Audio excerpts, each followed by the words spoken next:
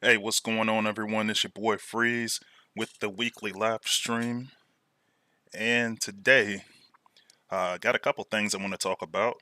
Um, Obviously, as you probably can tell from the thumbnail, I got a little bit of a sneak peek on what's going to be going on with Cyclonus and Powerglide for the rework. So, I'm going to talk a little bit about that. We'll also talk about the next combat bot. So, yeah, definitely looking forward to that. I'll make a talk about a few suggestions that myself and the other playtesters have talked about, and I will also talk a little bit about what to do with Titans. I know a lot of people concerned, especially with last week, the 5-star um, Metroplex and Triptychon came out, and there are a couple of good habits that we probably should have been doing even before we got to that point that can really help out. So, um, before we get into any of that, we'll head over to this week's newsletter where we'll talk about the event called The Only Way is Artifact. Alright, so week 3 of the saga. And so we got a 500k Alliance Totalizer.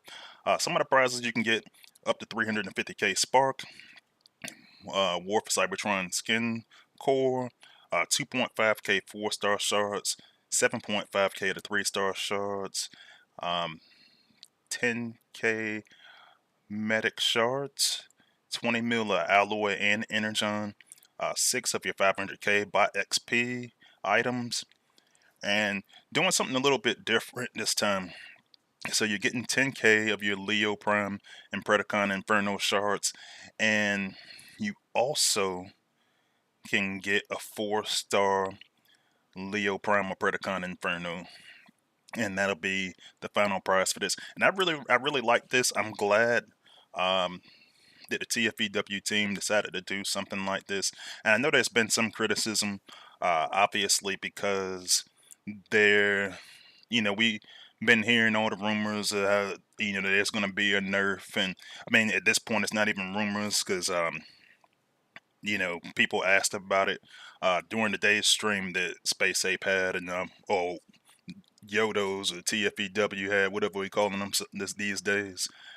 But and it's pretty much like, yeah, it is still coming. Dale did say that this is still gonna be um, good content, and I do believe that because I think anytime you take a bot and you go give him his G1 and he's doing like 20k damage, it might be a tad bit too much.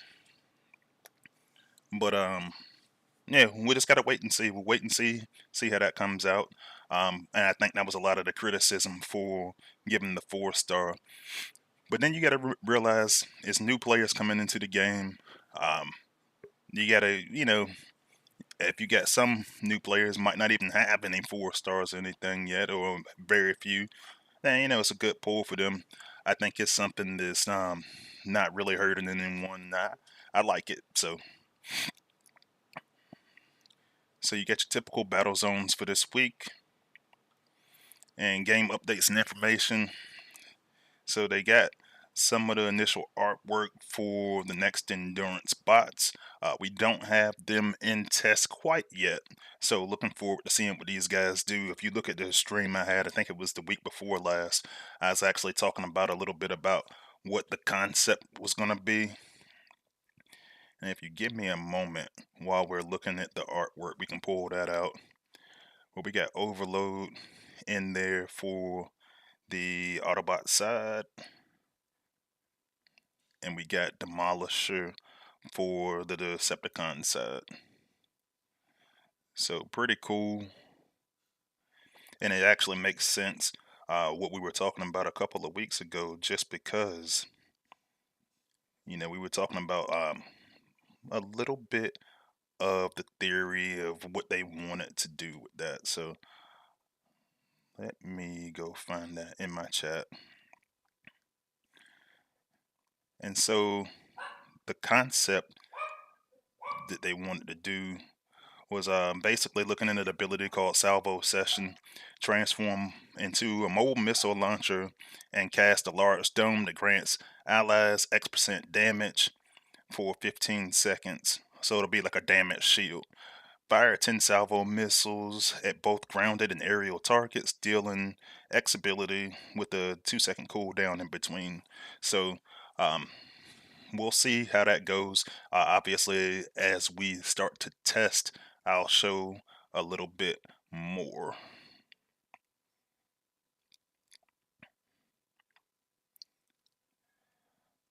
All right, so you're talking about Discord stages. So Dale and Callum are going to be talking more about balance changes. This time though, they plan on having something to showcase. So that will be tomorrow at 4 p.m. UTC on Discord. Kind of like when they had the Q&A sessions last time. They're going to start doing a little bit more of those.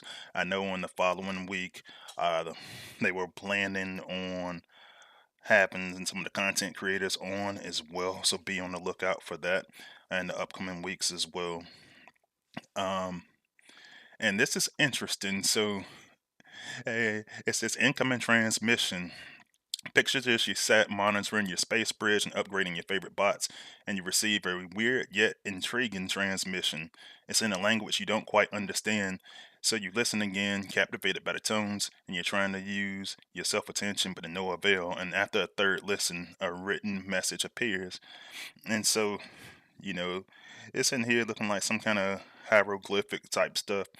And actually, I don't know how accurate it is, but one of my teammates actually came up there with a Cybertronian translator, and he says that it reads, "The seal is broken.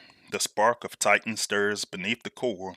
From the void beyond the well, the lost prime shall arise.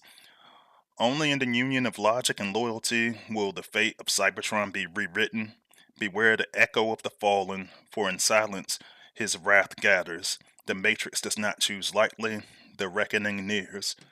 So a couple of us in our team chat seems to think that that might be some kind of message for maybe some more primes, maybe Megatronus coming soon. Um, s- still, still kind of little bit up to interpretation there. So looking forward to seeing how that turns out as well. All right, so Saga schedule. We are in week 3, as I said, and we also will be having the combat event next week. So I'll talk to you a little bit about that combat and what my goal is for that in a little bit. Anniversary is coming, so that'll be week 5, and then we're gonna have.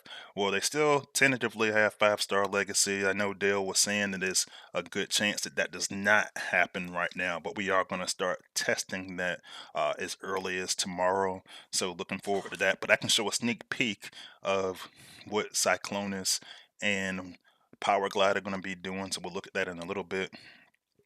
And then we'll have a similar 5K in week 7 as what we're having this week. And then, of course, the endurance is going to be in week 8. All right, community corner.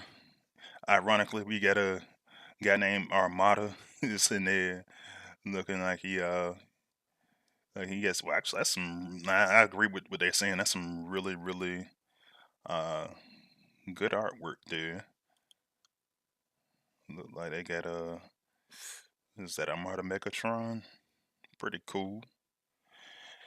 And make sure that you check out all of your content creators, the official content creators, myself, of course, the OG Soldier, and another OG, Suntrika Wasa just left his stream, another real great stream by him. So make sure you check these guys out. We got CF as well, one of our new official content creators who's in the chat. And we also have Val, another one of our new official content creators. And make sure you check out all the unofficial content creators as well, because there's a lot of them that have a tendency to congregate here and in this channel and Hangout. A lot of good content being made right now. So if you guys got any links or anything you want to share, feel free to share those in the chat.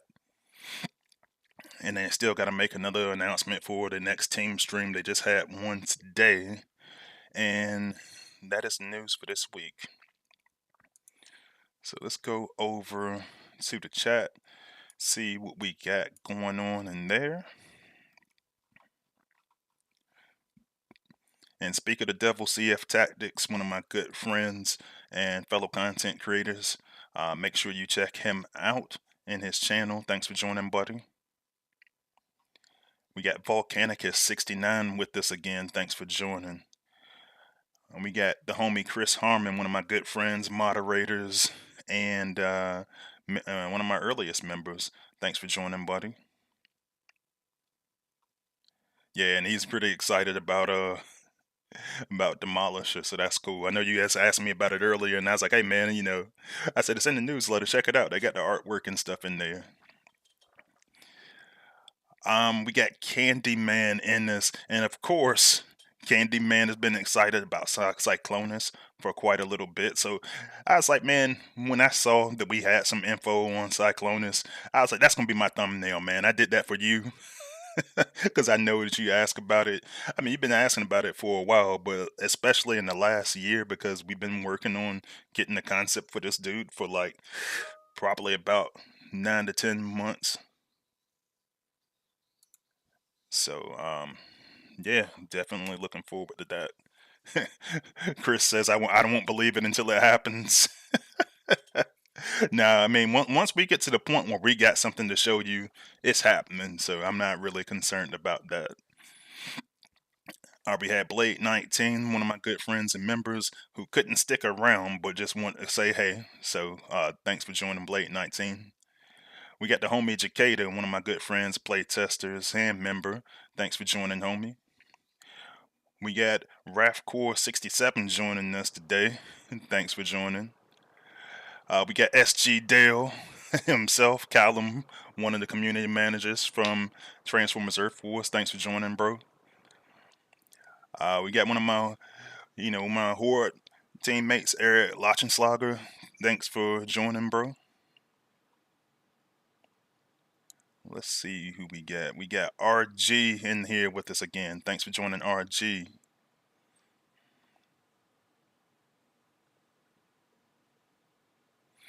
And as I'm actually reading the comment from Jacada. So Jacada says, balance in gacha games is a normal thing and should be expected, which I agree. But he says, but they need to increase the spark so people can compensate and build up any new bots that might become the new meta. So have me in the first half, not gonna lie. So I agree with the first part.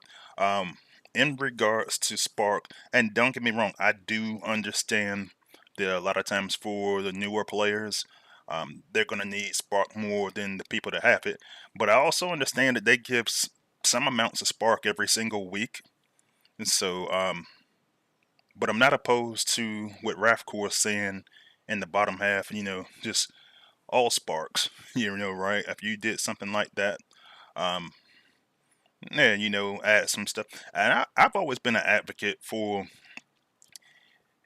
adding like a total spark at the end of events. Like, if this one's 500K and people want to continue on afterwards, let them. And then they can get spark. That way they'd be able to get spark. Um, one of the 3 different types of spark. But then, we also have the option of using some of your Shaniks and stuff like that. So, ultimately, I'm okay with it. I know everybody's not okay with it, and I understand the reasons why everybody's not okay with the levels we get, particularly when you consider, um, Alliance HQ and stuff like that for those who have not completed all that stuff yet. But, yeah, no, I mean, I definitely can see the reasons why. I just think that it's got to be that it could use some balance, and I just don't know what it would look like.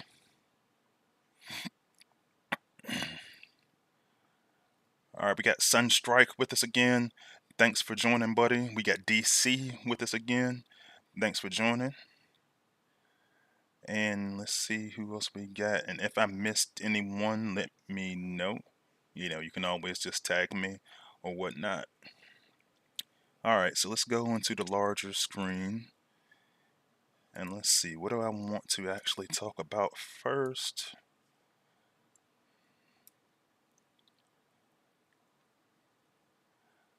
Alright, so I think I will start off. So I got a couple of updates to share with y'all. So I think I'll start off with the Cyclonus shit. And that way we can kind of take a peek, because I've actually got a couple of things to show you inside this video that Dale shared with me. And a lot of y'all might have saw it on Wazas, and that's cool. I know Valve released a video about some of this stuff as well. But I think it's important just because, you know, everybody's focused on the potential nerfs to Deluge and Beachcomber, and then also Predacon Inferno and Leo Prime. But it's a lot of good stuff that's being worked behind the scenes that up until today I really wasn't allowed to talk about. And so we got the green light, the content creators got the green light to start talking about this stuff today. So with that said, I'm going to switch over to a screen that I have that has the details on Cyclonus on it. And I said, I was thinking about that when I joined the stream too, because I saw Jacada make a comment earlier, and he was like, man, Freezy Decepticon, he's got on an Autobot colored shirt. Yeah, I wasn't changing. I was looking at it. I had to adjust my lighting for this red ass shirt. It feels gross. Alright, so this is what we got on Cyclonus. So I always like to make these graphics just so I have something to share later on. So this ability is called, right now they got it called Ascend Through Chaos. We're currently looking at a 3+1 cost for the ability. So what it's going to do, and this is actually really fun, and what's interesting about it is Waza had actually made a video from one of his previous streams. We had talked to Dale about this months ago, and it was just, I think it was really just him and Dale talking. And as Waza always lets everybody know, um, we don't always agree on how to do everything, but we were looking at what I'm about to show you, and we were like, man, that's actually pretty cool. We were both kind of all in on this. So when we first started talking about it, obviously there was a little bit of a gap, just because, you know, TFEW team did have to find a studio, and then once they got through with that, then they picked back up on the Cyclonus project.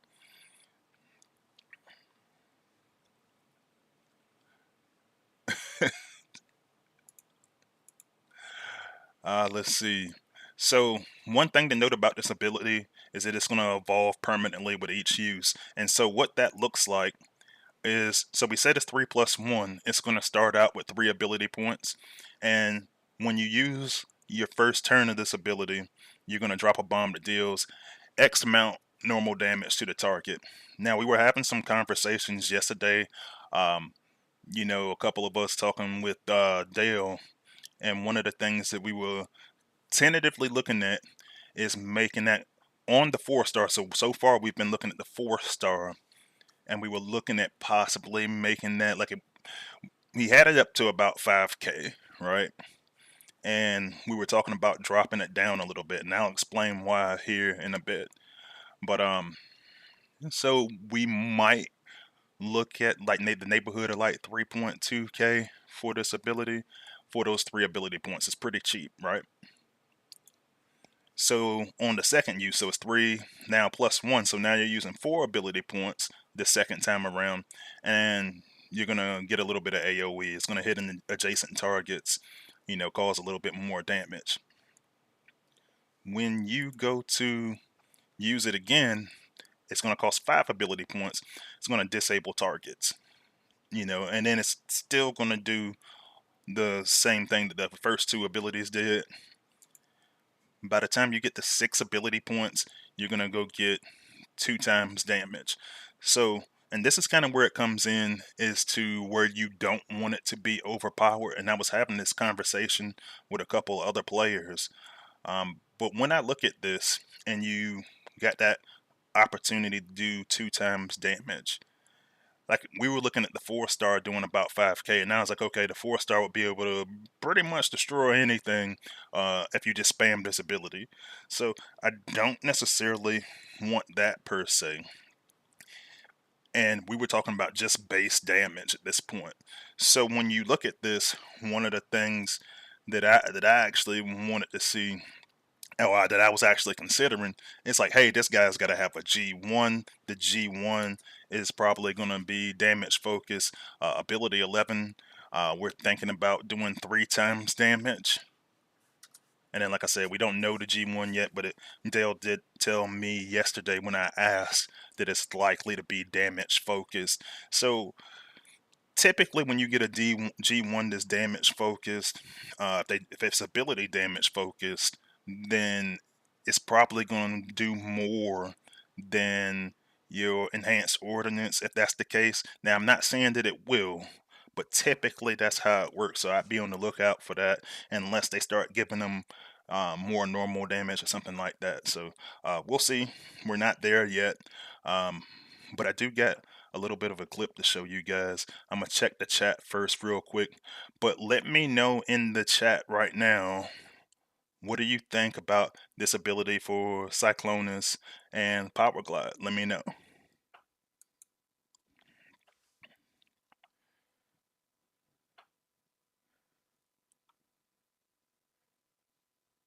And I see Mark joined us as well. Thanks for joining, buddy. My teammate at the Horde. Uh, Actually, the MVP of our last Hard War earlier today. Shout out to him, defensive guru. Defensive and offensive, but he really showed out today, so appreciate you, Brody.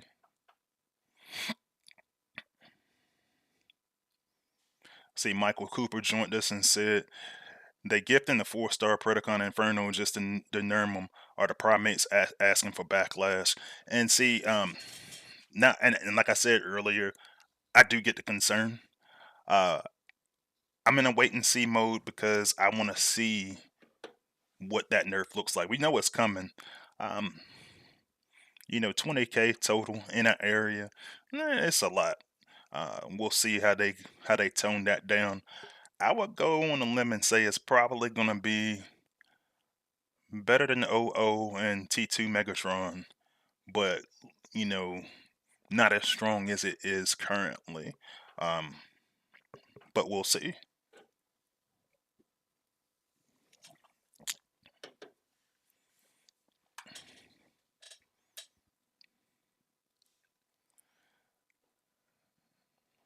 All right, Twilight Tear joined us as well. Says, "Dang, just hearing this, it sounds very powerful." Yeah, none of this could be when we looking at Cyclonus. And the thing is like what we get right now. We're gonna actually look at the version that we already have here in a little bit, and then we'll look at the new version as well. But so far it looks like it's been well received. I see Mario Zambiano, and they says I love it. Sunstrike says, I do not know how it will play out in a practical context, but I like it. Michael Cooper says, looks good. Uh, yeah, fair whack of ability points to get him to that high damage. Yeah, and I think that's going to be one of the things that they look at. So say you get him at the early levels and you like take out a build bot or something low level, and then later on you just kind of start to build up. So I think I calculated that as a total of, before you start getting to 2 or 3 times damage, you're spending about 18 ability points on one bot. But my counter to that is, we kind of do that already. I said I know I can spend 20 something points on Predacon Inferno, current day Predacon Inferno, and Leo Prime. So um, it might be worth it by the time we all get done, especially if it's going to give you one of those options to take down like shield generators, stuff like that.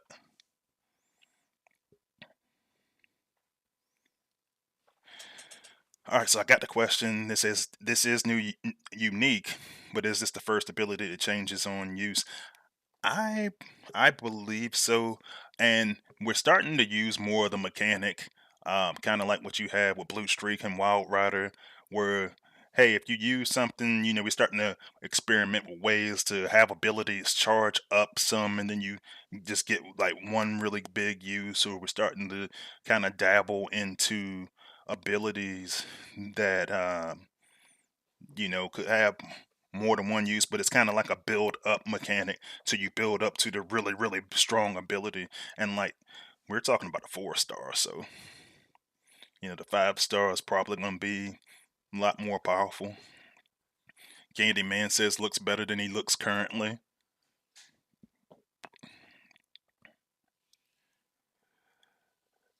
Yeah, and I see Soul joined us. Thank you for joining as well, Soul.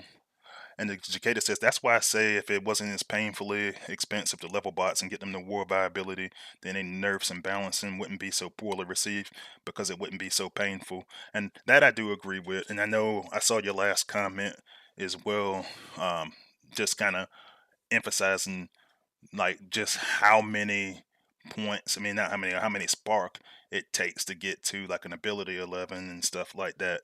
Um, and then, honestly, when you're coming up through the ranks from the lower levels, a lot of times you just change a bunch. You go change abilities or bots that you're using because you're just trying to get by.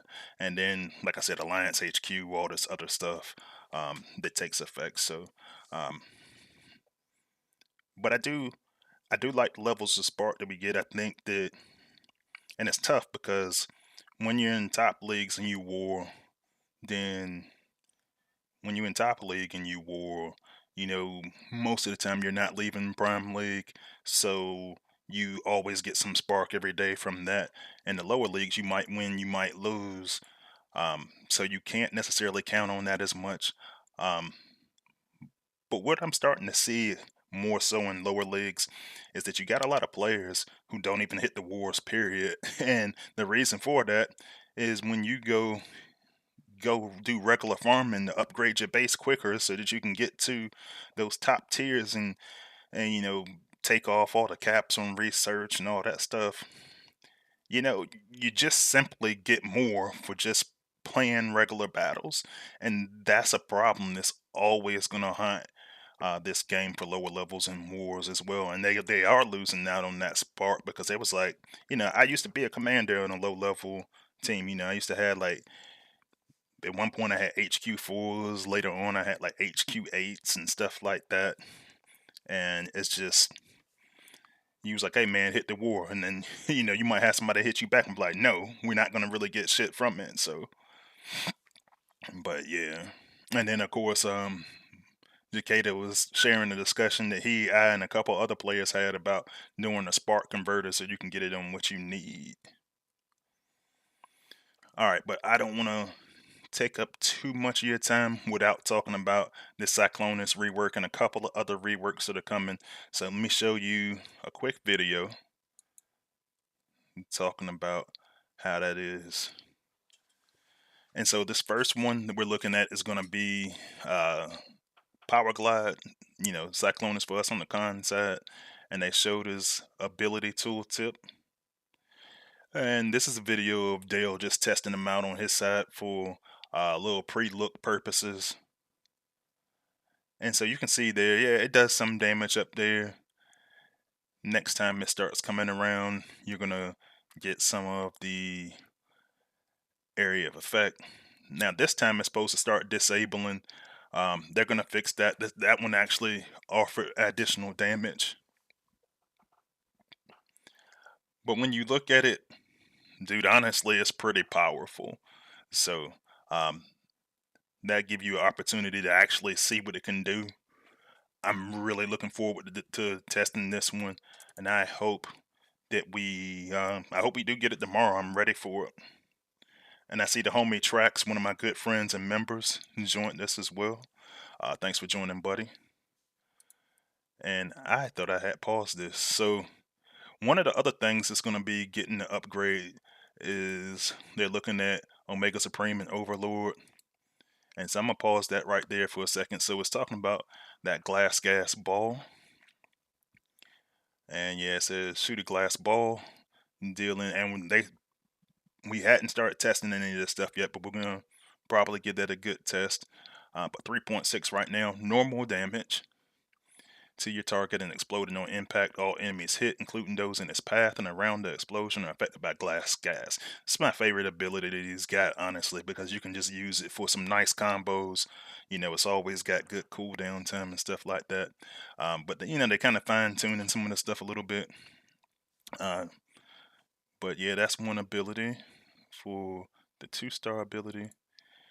And they making some changes to Rage Rush, saying rushing the combat, dealing 1,238 damage to buildings you pass through, didn't deal 4.5k normal damage to the final target, and almost 2.5k to nearby enemies, 2 times damage to walls. So far so good. Let's check out the 4-star. Alright, so for Guardian's Blessing, gain 50% attack, move speed, gain 50% reflection for 15 seconds, and then deal 75% DPS to a single target.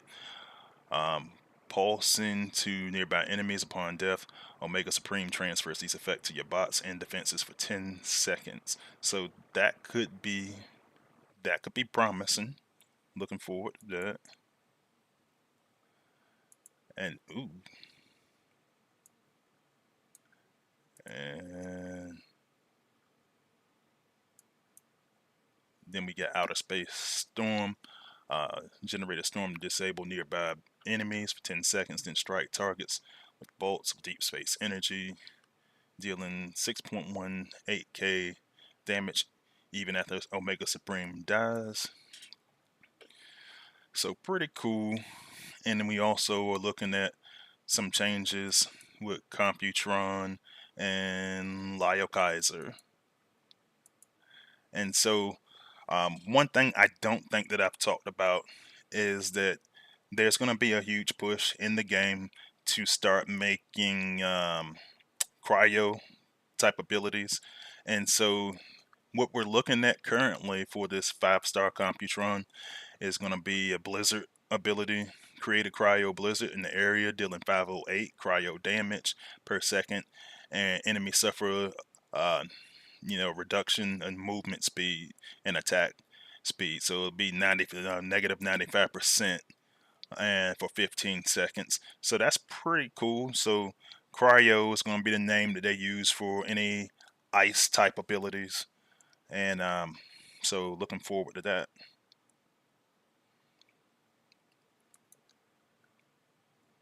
So pretty cool. And yeah, so let's see what else he got in here. I looked at the video, but I didn't get to fully look at it because it came right before I went on stream.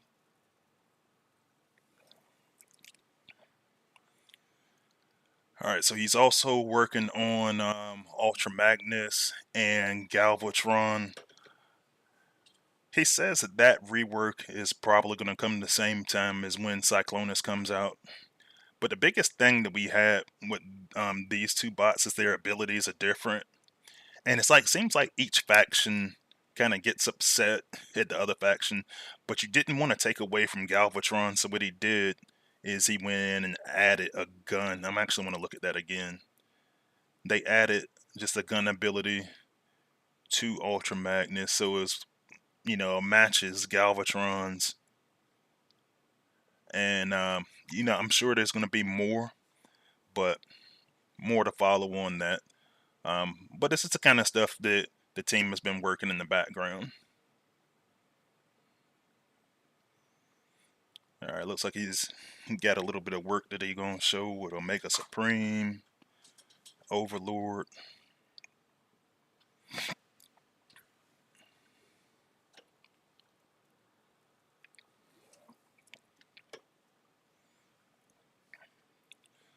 So we'll take a look at that real quick because, and I know a few people have asked me this, but Chris asks me this all the time. He's like, "Hey man, like, he's just like, why is our 5-star, our first 5-star, he's so bad. And I was like, look, man, I don't really know. I mean, power creep does happen. Um, we're starting to get more 5-stars, but you know, Dale has made it a point to say the team wants to get these 5-star combiners to have a little bit more parity. So it's not like use God Neptune or lose. Like, I gotta agree with that. I don't like it either, and I don't know if that's gonna look like a nerf or something like that later on. But you know, the other ones are starting to get better. In fact, I'm actually starting to look at building some content about Predaking and Volcanicus because I think a lot of people think they suck because they're using them wrong. So I actually want to break that down in a future video. I started planning it yesterday, and like I told you guys last week, I do plan to start making more videos for a minute. So um, get more into some tutorials.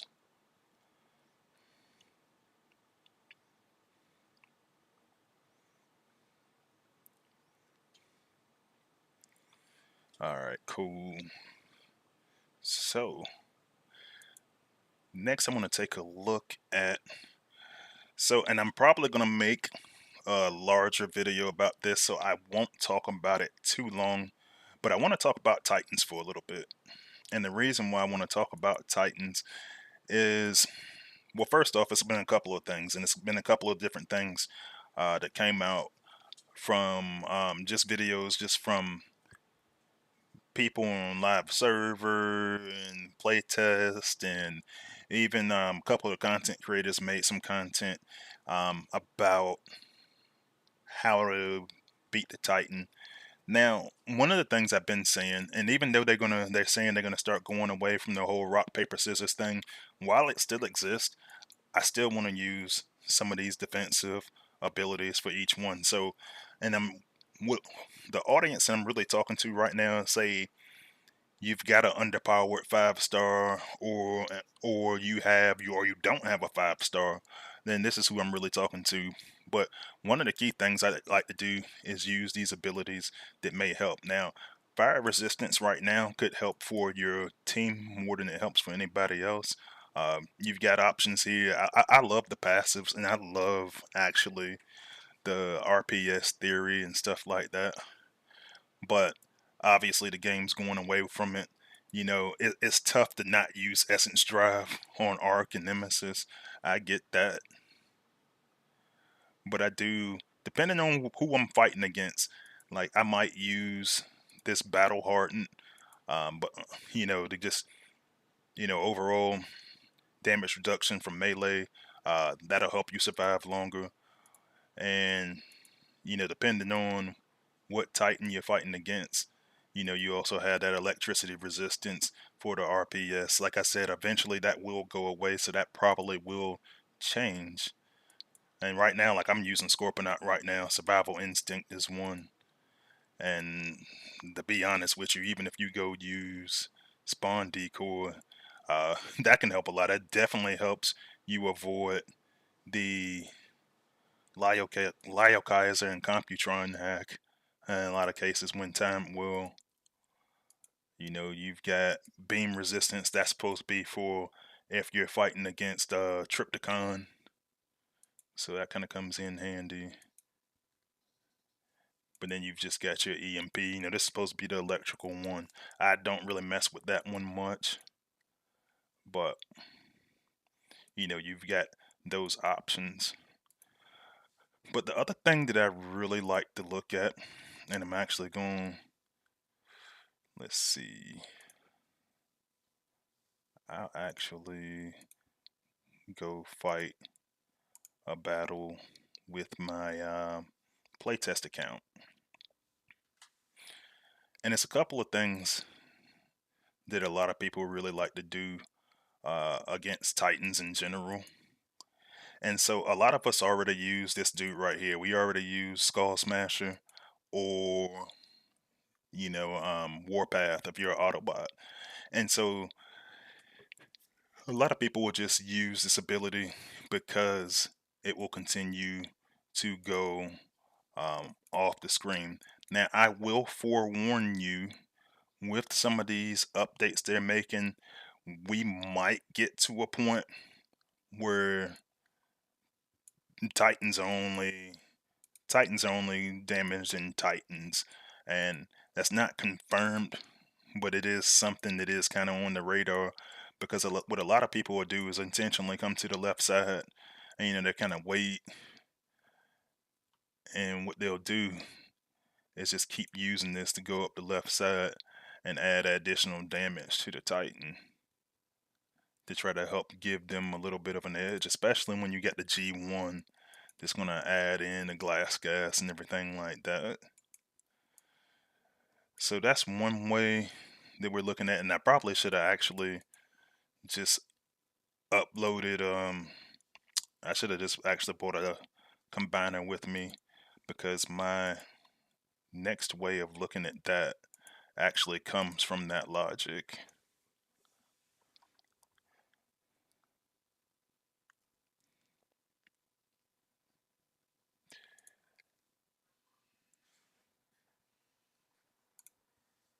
And so,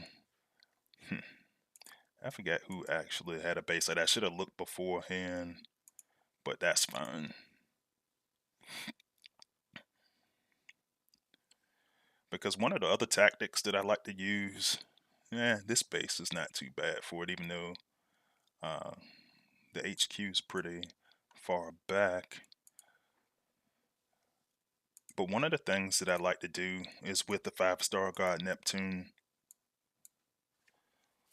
And what that is I like to put those holograms really, really deep in the back of the base while I'm clearing it. So like if I lose this battle, and I probably should have not used Tripticon in this case,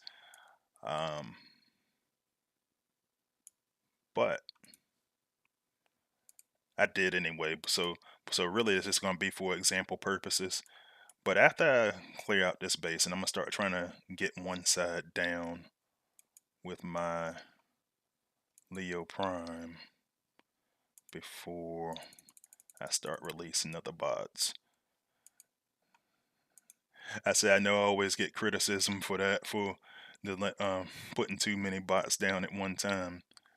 But so as I walk this team up, now I'll probably actually get the HQ first, and I'll probably actually win this battle because I use Tripticon. I probably need to switch him out. But take care of the front half of the base for a little bit. But once you get to that top, one of the things that's going to happen, and I'll probably just go ahead and drop my combiner now, is I actually like to come up here to the top of the screen, and as I start clearing stuff out, I like to make sure I'm on this right hand side. Now it's two things that I like to do here. I like to use this tidal wave ability up here because it does damage the combiner. So even if I use my abilities on the base, I'm still getting that level of damage. Now I probably should have actually taken out this Nexus Prime core here, but then I like do my sweep, come back across. And the second thing that I like to do with God Neptune, especially if I know that I could now I won't lose this particular Titan battle, but what I do like to do is near the end of that Titan battle, just go ahead and drop my holograms on that right hand side, so that if I do actually lose, that Titan will attack the holograms instead of attacking my team. So I like to do that. And another thing I like to do, I like to take my rush tank, which I'm probably going to use anyway, because I don't want my team to get stunned here.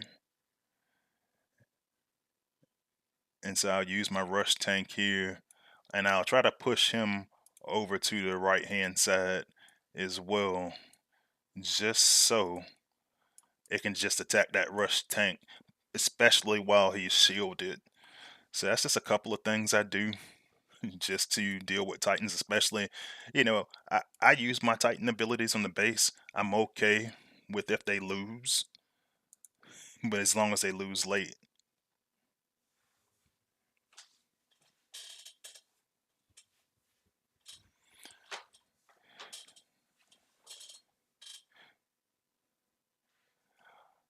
And Trax asked me if he wanted me to charge up. No, you good. I was just making an example out of everything. Volcanic is 69 says rock, paper, scissors never happened.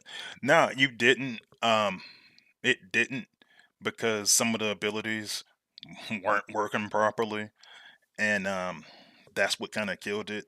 I would like to get some of those passives going because I mean, like I was able to put up some resistance and actually win Titan battles when I wasn't using the base. When I was using all my attacks on the base. But what I don't want people to have to do is to focus on just hitting the Titan because you're so scared that you're gonna lose your Titan and then the world ends. Like, and the world is not going to end because you can just distract the Titan when you lose. So um, that's what I've been looking at in that regard. I'll probably make more videos. I want to make sure though, because like I said, with the Skull Smasher and Warpath strategy, and also with the God Neptune thing, where excuse me, with the God Neptune thing, as in regards to using tidal wave, like those might be tactics that are going away soon. Just because we might turn into a direction where Titans can only do damage to Titans. All right, so cool. Tracks charged up. So what I'll probably do is I'll probably use you to demonstrate this new combat on defense. So I'll demonstrate it on offense, and then Trax, when I go to his base, can demonstrate it on defense. So cool, man. I appreciate that. So speaking of which, let's go ahead and talk about the new combat. All right, so the new combat's name is Skyboom. So they have a temporary graphic in there right now, and everybody's been laughing at it. They've been saying it looks like a gummy bear on playtest. But this is what it does. It says the bot shields itself, reducing damage by 50% for a few seconds and blasting enemies in an area around them every 10 seconds, dealing times 1 DPS. Skyboom's blast damage increases by 6.4% for every 5% of health loss throughout the battle, up to 359%. So on paper, it sounds awesome. Um, let's go take a look at it real quick, see what it does. So you're looking at damage reduction. So this is another one of those things, like I was saying earlier, how the game is going in a direction where they like to go do build up, and in this case, the build up would be uh, damage increase, damage output increase as you take more damage, which you're gonna have some high health bots out there, so you should be able to do a decent amount of damage. So I've got mine on bludgeon. We can go take a look. I'll do it in the base trial to start out, and then as we mentioned, Trax has his on defense. We'll take a look on defense. But I just kind of want to show what it is you're going to be looking for with this. Now, for my members, I had already made a video about this. There have been really minor changes since that, but not a whole lot. Now I'm gonna keep it a band with you. Actually, I want to focus on the ability first, and then I'll tell you what I think about how the playtest is going. All right, so I'm gonna zoom in. So what he's supposed to do is he's gonna take some damage, and that's gonna help charge up his thing. So he's gonna raise his shield, and you're just gonna have that wave that just kind of comes out, and it's every 10 seconds. Now, my early criticism of this is that I don't feel like it's doing enough damage. I'm actually just going to leave that there for a second, and I'll probably just let him die. I don't think it's doing enough. I had him all the way down, so in theory, he's supposed to be getting 359. I also am concerned, and I mentioned this in playtest earlier, that I don't think that his shielding is I don't think is absorbing quite enough. Now, in that case, of course, I'm fighting MDS, so I'll try something a little bit less, with a little bit less damage. I'm not convinced that's working properly because I tried slowing it down and looking at the numbers a few times. I just wasn't a fan of how that came out. And then a couple other testers said the same thing. So I know I'm probably not far off base in that regard.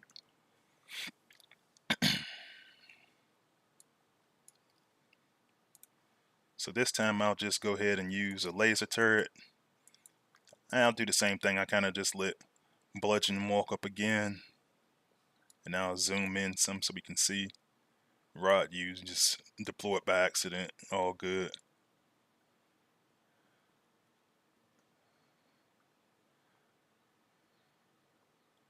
Alright, so he actually hit this one time. And I get it. I think part of the problem when you do something like this is tanks are already going to have, and I'm going to go back to the tooltip for a second, but tanks already have a lot of health, right? And then when you start going to go look at a combat like this, I do like the concept. I like the concept a lot. You get some damage, more damage reduction going, but it's counterproductive a little bit because if you're reducing damage even more on an already tanky bot, but you need him to get down, get the health down because it's increasing 6.4 for every 5% of health that you lose throughout the battle, then you gotta let him take some damage first, like a lot of damage first. On top of that, with the 10 seconds, and just doing it every 10 seconds, for me personally, and this is what I think would make it a better ability, and I did articulate this to the TFEW team. One thing that I'd like to see the developers do is bring that down a little bit in terms of intervals in between the damage dealing portion. Only because, and I'll actually go, I should have the 4-star Skyboom down here somewhere so you can actually see. Did they send me the 4-star? Yeah, they sent me the 4-star. What it does is these are the two areas where you go up. Like all the areas that you can actually upgrade it to have to do with the damage itself. So the percentage of the damage increase and then the overall increase, those are the two things that go up. Now there is one combat for both factions, so keep that in mind. So yeah, and CF sent me a data sheet for them, so that's cool. I'll probably, if you guys aren't on my Discord, I got a library in Discord. That's where I share a lot of my stuff. CF, Jacada, a lot of those guys that are really good with the graphics and everything. Um, Typically leave a lot of helpful information there. Um, that invite to the Discord is actually in the about section of this video if you're not already in there. Okay, CF says, heads up, Skyboom is a weapon, not a bot, and that will be fixed. And I heard them saying that earlier when I first talked to them about it. They was like, oh no, it's a combat. And they said it on stream earlier today, and I saw them say it at least one time in playtest too. Um, and I think it's more so because it can be used by both factions. It's probably why they're doing that. So, let's see. Candyman says we still don't have Rat Bat. Why? And they actually said it today on stream. They was like, we'll get all the Transformers over time. So yeah, and CF says yeah, his damage isn't working as it should yet. So if it starts doing what it should, then it could be cool. But one thing I did want to look at though, because for me, when I saw the damage, I was like, man, that's pretty low. One of the things I started looking at And I'm gonna go scroll up to his tooltip. And I actually mentioned this in playtest as well. I started looking at like what vertebrae can Wrap Trap do. And so even though, they got a whole different thing they're talking about, they're a minion and they're doing the hack and EMP immunity. One thing I did like is that ability was every 3 seconds, and it was to 100% of the bot's DPS. I think with a warrior class bot, if we drop something down to about 3 seconds, um, it actually allow him to deal massive amounts of damage just while he's sitting out front.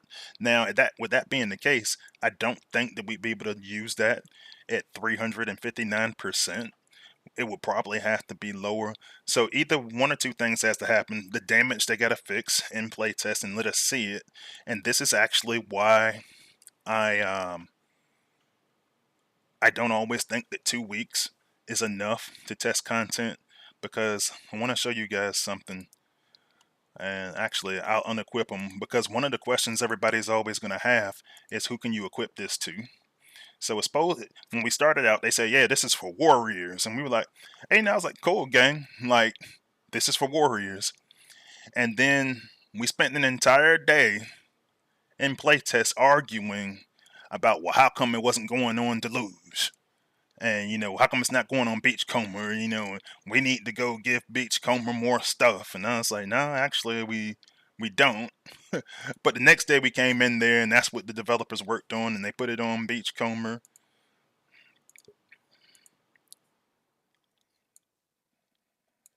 Oh, I just put Barrel right back on Beachcomber, a 2-star at that.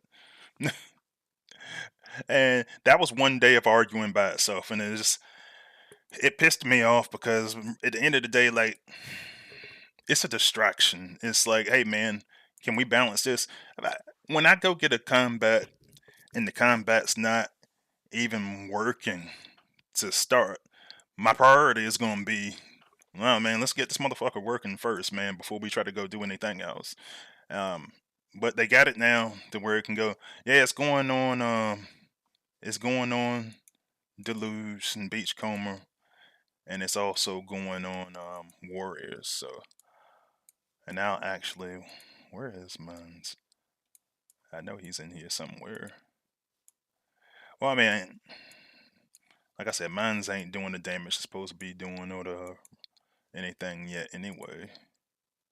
Oh, I ain't even got him in the outpost. I've been playing around out here, huh?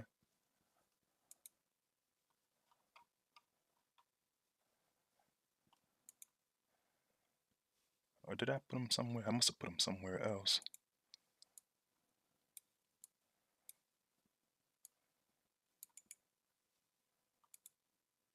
Yeah, there you go, right there.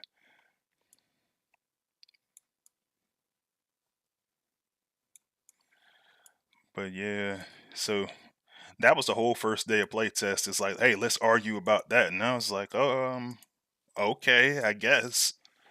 You know, and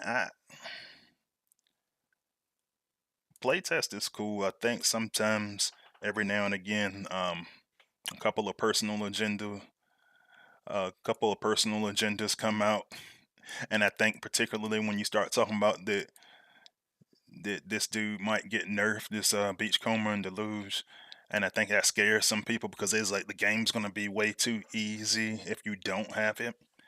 But as Trax mentioned in there, he's in playtest with me as well. He was like, man, there's a bunch of us that didn't want it to go on Beachcomber, and yeah, it's we'll see. But yeah, I think I have to wait for this to actually start working properly.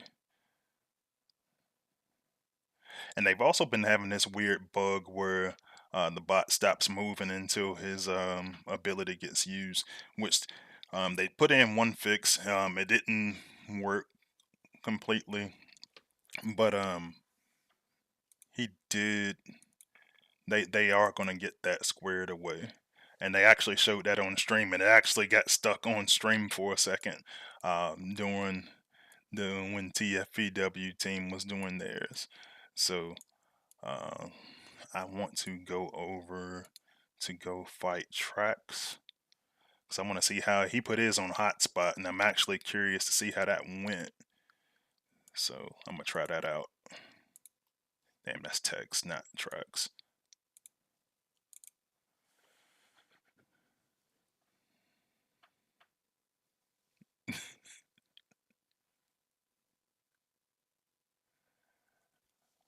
Alright, and I see a couple of comments in there that I actually want to respond to.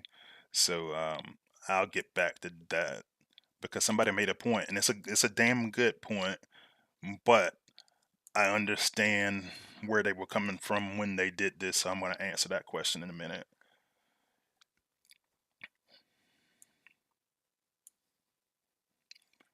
Alright, so let's see. I'm going to start out here.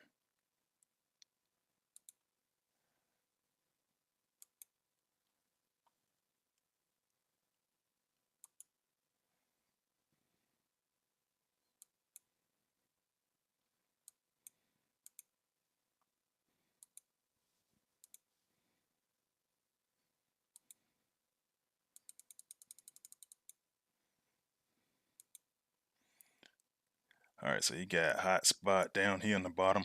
I'm actually going to let my team ride this out to see how that goes.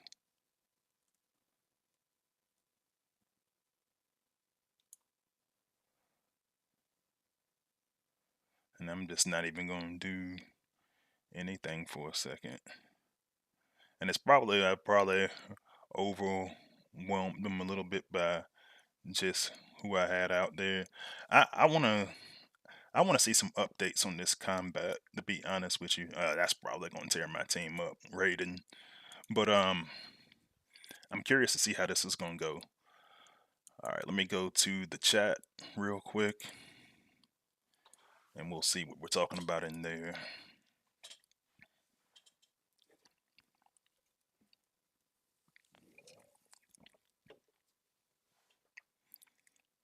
I see the homie Foxter Bomb, one of my good friends and moderator and member. Thanks for joining, man. And said sorry late to the stream. Nah, man, that's all. I'm always glad to have you here, man. You always do so much for my little community over here, so I appreciate you. All right, so Track said, yeah, Skyboom is the shield in Armada. And he kind of agreed with me. The arguments got really intense. Bro, like we spent the whole 24 hours arguing about that shit. To be honest with you, man, and like I'm all for debating about stuff to make the game better. What I'm not for is debating that long just to focus on one bot. Nah, man. I mean, I think our first impression should be, hey, this is working. Hey, this isn't working. Hey, this is unbalanced. And like, let's work that stuff first, and then once we get to a point where we're comfortable, we kind of start talking about that stuff, because that was like one of the first things developers kind of started working on, because we had talked about it so much, and I was like, it's unnecessary, honestly. But one of the comments I did see down here from Michael Cooper says, unpopular opinion, Beachcomber should not be able to equip shields. And it's tough because I'm kind of inclined to agree. And Waza was actually talking about this earlier on his stream, and I've talked about it on a couple of my videos, because he actually shouted out my video for just, we all been talking about different tactics to use. I know uh, he was talking about it on stream today. Val made a video. Pretty sure CF made a video about this as well. Everybody wants to know how to beat this dude, especially now that he's available to everyone. And one of the things that Waza was saying earlier, though, he said that his ability is good. You know, when you basically when you make something untargetable, you know, as he's invisible and he has a hack that it's going to do. You know, it's a good ability. It's not a unavoidable ability. And he was saying, like, it's a good ability.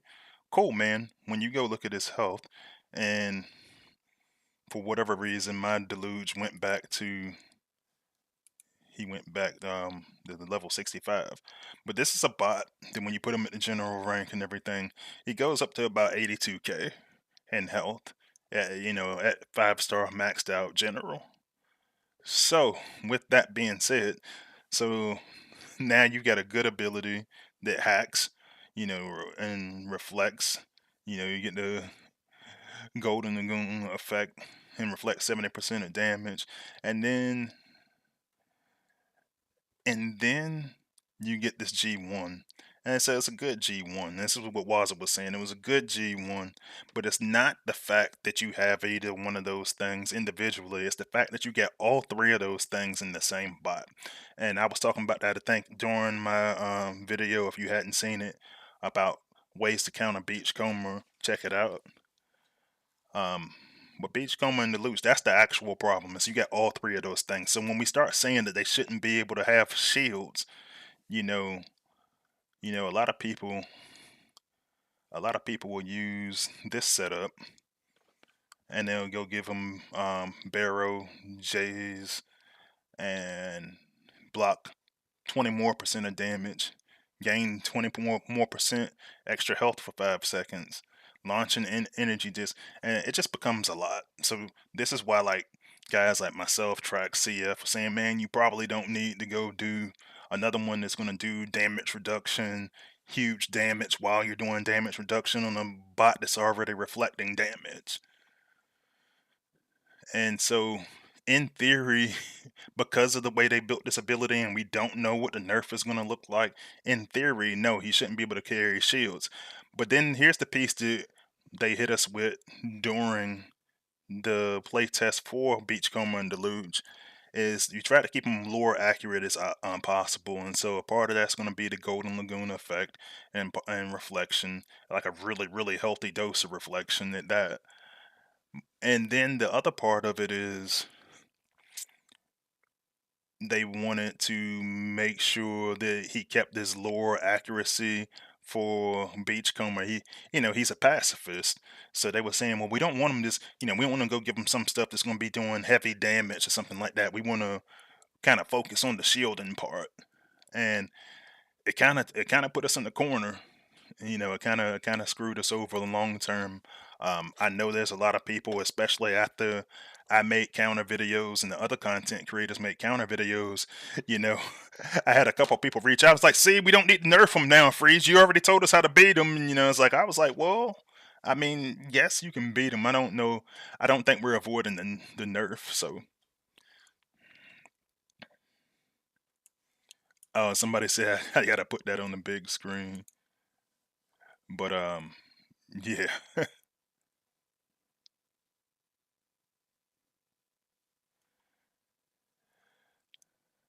All right, Brother Concrete, one of my good friends and one of my members, says, I can beat Beachcomber watching your stream. He easy now.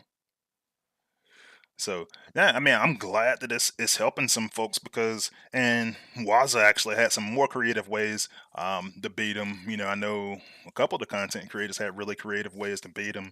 Um, those are the ways that work for me because I use stun to try to keep him in place, but I don't use stun as much because I use um, for me, I use Octo Punch, you know, a lot. Right now, I don't have him set up because I've been moving cores around, but his ability is only 5 seconds long. So, like, that's why in that video, I actually use Thundercracker. I use him because his ability is 27 seconds long. So, with that being the longer ability and him having incredible range, like, as soon as I get that outpost pop, I can just send Thundercracker or Silverbolt out there, and it's not gonna be shit he can do because he's gonna get stopped right there. But I also like, and actually using the war against G1 yesterday, G1 Psy, um, I just used the holograms. Same way, like I was saying, use the holograms for um, the Titan to keep him distracted. I do the same thing to Beachcomber and just take him completely out of the fight. Like, he's got to fight all three holograms. I also, and even though some people still hate him for whatever reason, I use Nova Prime, Vector Prime for you guys on the Autobot side.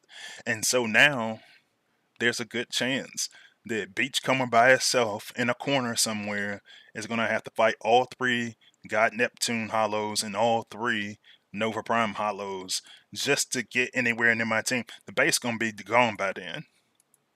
And so that's why I put that in that video.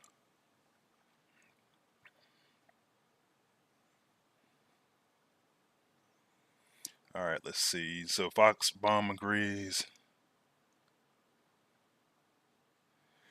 Yeah, Trax says, was talking to Michael Cooper, and he says, I brought that up and play tested. According to the lore, Beachcomber shouldn't attach any weapon, including shields.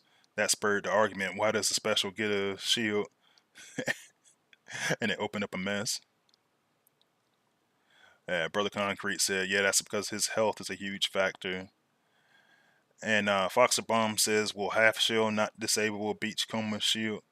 No, it technically it shouldn't. And the reason why, and we're actually going to get into that as the team, probably tomorrow when the team starts talking about this stuff. But there's some things that are, and I'm gonna use this language even though that's not what it's called. Like, but there's some of them that they're using. They actually talked about it on the stream today. I think the term that they use now, it's like damage reduction.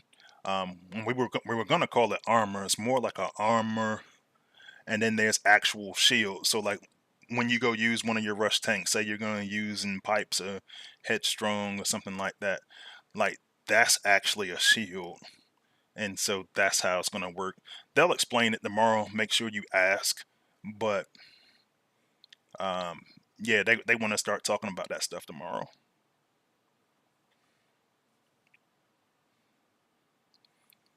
And I see Brian Pusher joined us. First off, welcome. He says the lore of Transformers never the lore of Transformers never confirmed that a Crimzeek can affect a bot coded by the Golden Lagoon. I'm surprised after all these years that Crimzeeks can't be used against the Outpost bot.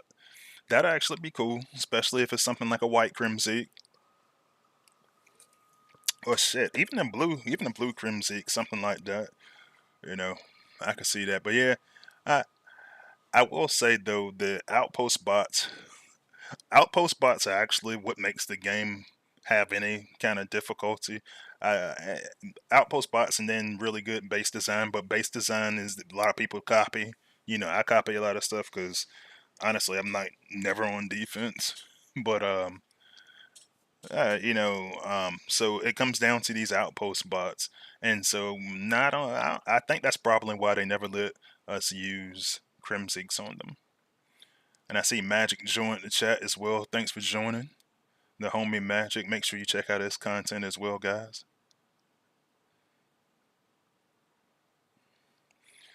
And I see Chris joined the conversation. He says, "My gosh, you guys got to stop crying. Deluge doesn't guarantee a win. This stuff is killing the game. This type of talk. I mean, yeah. And the thing is, the problem is like." I think the problem is that we don't talk tactics as much as anymore as we once did. I think that if we spent more time on tactics, like it's a couple people already saying they watch my video or they watch, Waz's video or any of the other content creators, and they was like, "Oh, I understand it now," and it was cool. Yeah, I've seen people use, and I saw Wazza at one point was saying, "Hey, use stun on him." I mean, not stun because he doesn't use stun a lot. He uses that's me. he was using hack on him for a little bit when Cosmos came out, and um, that helps. I use hacked on him a little bit in my video as well, and said I didn't actually show using a hack bot, but even with the leads Maximo and just pathing them in the areas that I wanted to, um, all that stuff helped. So there are ways. I do think that,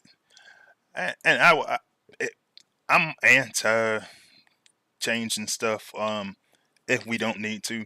I tried to tell them after we got the G1, I was like, man, this is strong. This is really strong, man. You really want to consider adjusting something. It doesn't have to be everything, but adjusting something. I mean, they gave them huge health. And then when you added all the other factors that we just discussed, it really makes them hard to stop, but not unstoppable. And then that's how I named the video. I said, "Hey man, this dude ain't invincible. Like let's try some stuff out to just kind of keep them in place. Yeah, Brother Concrete made a good point. It says that Rust Blaster works like a charm on Beachcomber. And then he uses Knockout. So now Knockout, um, part of that ability is additional abilities, additional damage against outpost bots. And so when you look at it like Brother Concrete is talking about, it helps. It really helps, and especially if you go give him a core. Like right here, I'm using his G1 that does some regen. It actually does a higher rate, uh, a generation health generation overall. But like I'll even use something like Alchemist, and I'll just go give him like a, you know, I'll go give him something like a Fracas, a Nightstick type deal, and then he just will regenerate a lot. Or I do Alchemist, and and I just give him a setup like that. Or I would do Alchemist, and I would do Fireline, so he's constantly doing AOE, even when he's not using the ability, and he compares abilities together with the combat bot. But 3 times damage to walls, minions, and outpost bots. Now it was broke for a long time, but when it works, it's awesome, and that's the kind of thing that I almost brushed them back off and started using them in wars again when Beachcomber and Deluge came out. But yes, to your point, Cosmic Rust Blaster does work well on them, especially depending on your team build. Because if you go use the Cosmic Rust Blaster, I just got my 5-star and leveled it up to, well, I don't have it on this server. It's a 5-star. But when I use this and you get acid fire and electricity is targets to, you can get an improvement.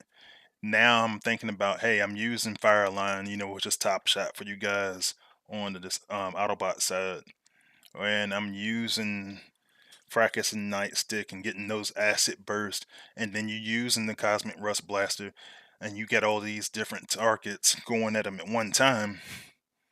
Now, or you got all these bots targeting him at one time. Now you got something that's going to wear him down a little bit quicker. I like to stun him, and one of the reasons why I like to stun him is because I know that Barrow is going to be that that combat, and that combat is going to start to give him more health. So, with all of that said, um, I'm curious how it's going to turn out because it seems like they're pretty committed that they are going to nerf him, and somehow one of the things that may happen is that they may look at not allowing them to equip certain shield combats. We'll see.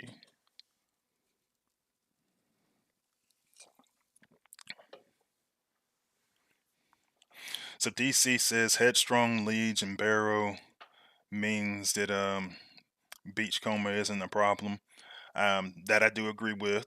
And see, I have Headstrong now.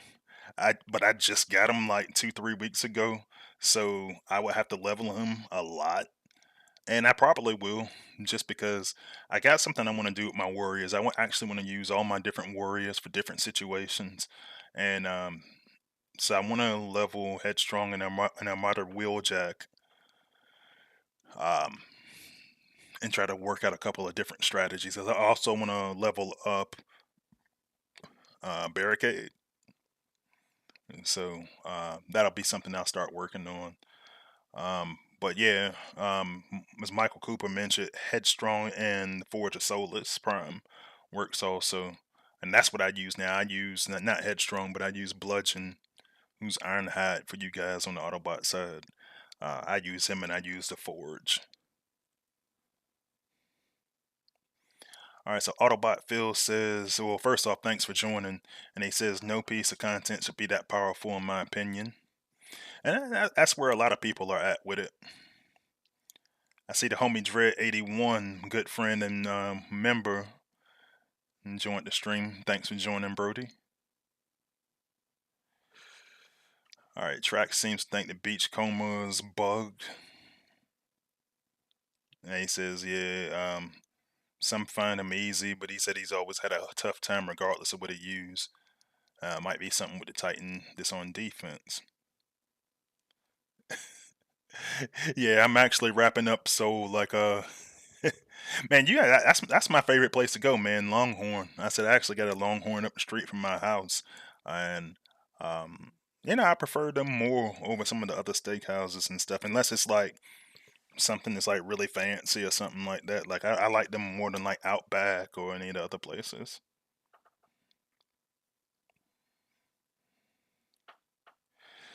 Um, so I got a question about Armada Wheeljack and how do I like them. So I'm still leveling mines on the live server.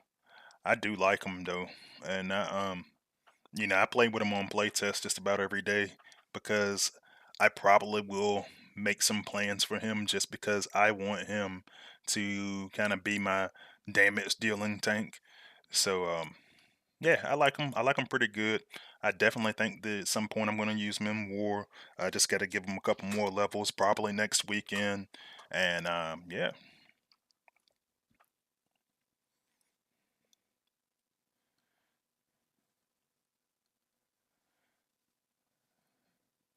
that's I got Foggy also saying that he's a